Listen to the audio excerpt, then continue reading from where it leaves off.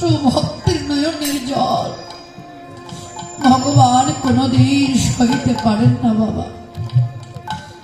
ভগবান বলে কোন ভক্ত যদি কৃপা করে একদিনের জন্য আমার হয়,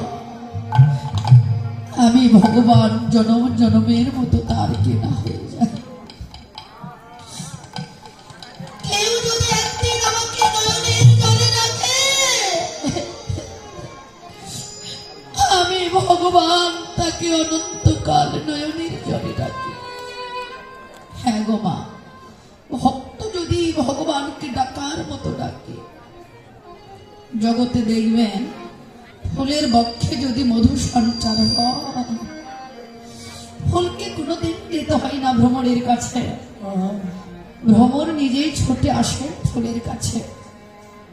ঠিক তদ্রূপ যদি কোনো গৌর অনুরাগী ভক্ত বদনে কৃষ্ণ নাম বলিতে বলিতে হৃদয় মন্দিরে যদি একবার কৃষ্ণ প্রেম অনুরাগের মধু সঞ্চার হয়ে যায়, ওই ভক্তকেও যেতে হয় না ভগবানের কাছে। ভগবান নিজে সোনার গোলক ছেড়ে একেবারে দিনের অধীন কামাল সেজে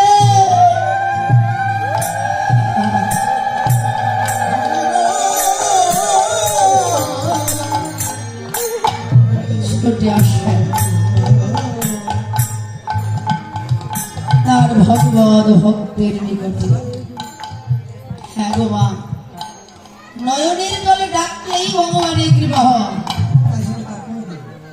চাইলেই কাঁদা যায় না গো।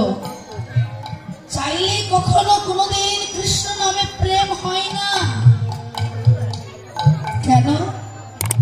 শাস্ত্র বললেন পূর্ব জন্মের যদি থাকে সংস্কার দেখিতে শুনিতে হয়, সেই সব আচার।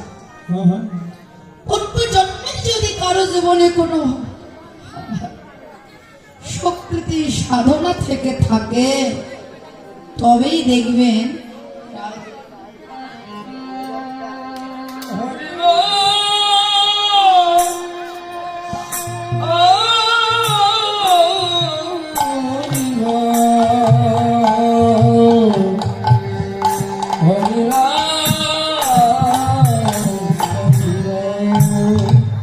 পূর্বজন্মে সাধনা থাকলে ওই মানুষ যে কুলে যে স্থানে যেভাবেই জন্মগ্রহণ করুক, তার অন্তরে কৃষ্ণ প্রেম ভক্তির উদয় হবেই হবে। শাস্ত্র আরো বললেন যে কৃষ্ণ নামে না হয় যদি অশ্রুপাত, নিশ্চিত জানিবে দেহে আছে কোটি কোটি অপরাধ। হরির নামে কত পাষাণ বলে গেল, হরির নামে কত অসৎ বলে গেল। যারা কেবল আমার মতো মহাপতি, যারা আমার মতো পাবন পাষণ্ড, তাদের নয়নে যে কোনোদিন কৃষ্ণ নামে জল আসে না মা। কিন্তু না কাঁদলে তো ভগবানের কৃপা হবে না। কারণ কলিযুগের জীবের অনন্য ভজনটাই হলো কৃষ্ণ বলে কাঁদা। কাঁদতেই হবে, না কাঁদলে ভগবানের কৃপা হবে না। তাই তো গৌরাঙ্গ মহাপ্রভু নিজে এসেছে নিজে আচরণ করে জীবকে শিক্ষা দেবেন বলে, নিজে কেঁদে জগৎ জীবকে কাঁদাবেন বলে, নিজে বদনে বল হরি বল হরি বল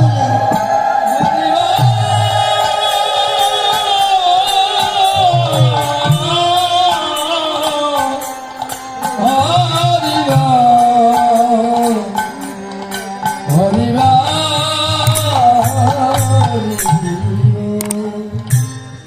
জীবকে কৃষ্ণ বলে কাদা শিক্ষা দিলেন যোগাচার্য শ্রী গৌরাঙ্গ সুন্দর। দেখুন, শ্রীকৃষ্ণকে আচার্য বলেননি, রামচন্দ্রকেও আচার্য বলেননি, বামন দেবকেও যোগাচার্য বলেননি শাস্ত্র। আচার্য কাকে বললেন? একমাত্র গৌরাঙ্গ মহাপ্রভুকে। কেন? প্রভু কিসের আচরণ করলেন? বললেন কেন? প্রভু তো প্রেম ভক্তির আচরণ করলেন। আচার্য কাকে বলে? যিনি আচরণ করে অপরকে শিক্ষা দেন, তিনি হলো আচার্য। তো প্রভু করেছেন প্রেম ভক্তির আচরণ। নিজে কেঁদে জীবকে কাঁদালেন, নিজে বদলে হরি বলে জীবকেও হরি কথা বলা নেই।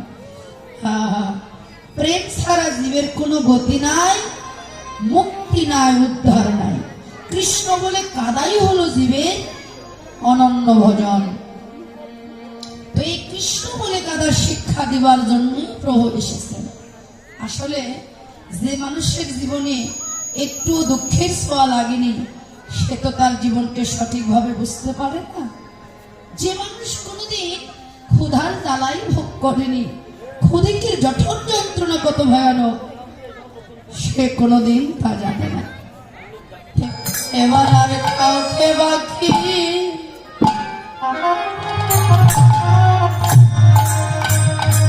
রাখবে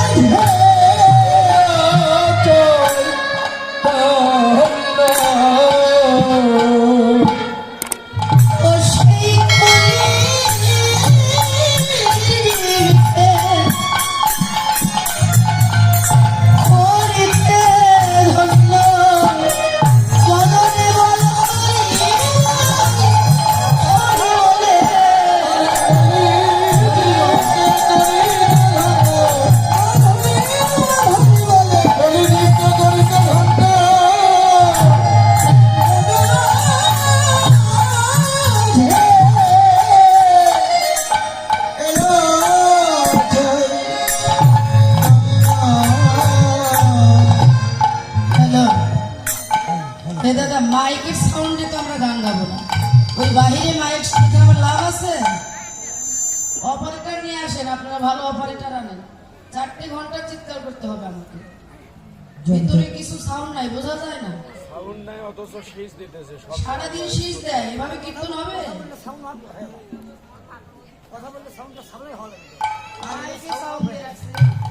অপারেটর আনেন, ভালো অপারেটর লাগবে, সেট ভালো আছে।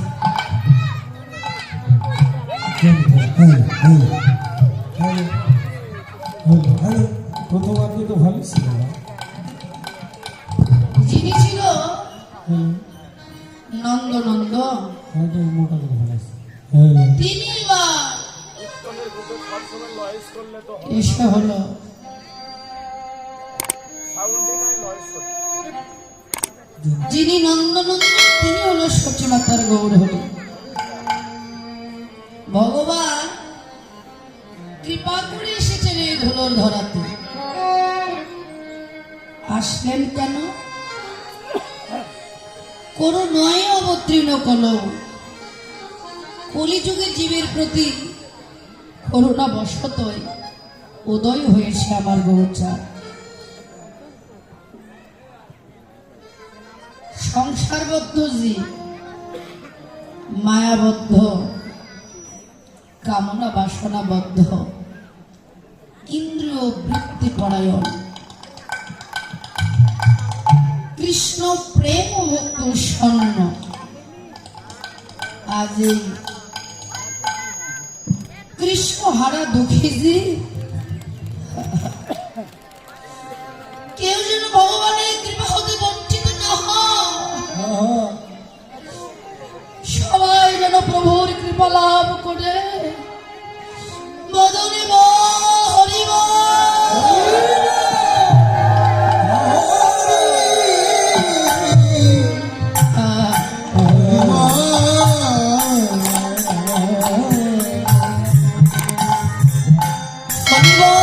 হরিবল বলে ধন্য হতে পারে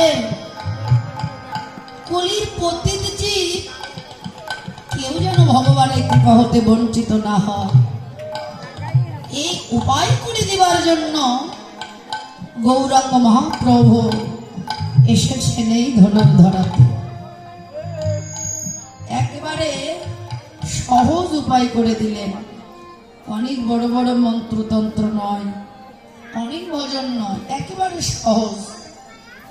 যদি কোনো ভক্ত অন্তরের খুঁটিনাটি, হিংসা, বিদ্বেষ, আত্মঅভিমান, পরনিন্দা, পরচর্চা ভুলে গিয়ে যদি কেউ শ্রী গুরুর শ্রীপাদ পদ্ম যুগল আশ্রয় করে শিশুর মতো সরল চিত্তে যদি কেউ নয়নের জলে বুক ভাসায় মদনে হা গৌর প্রাণ গৌর বলে ভগবানকে ডাকতে পারে,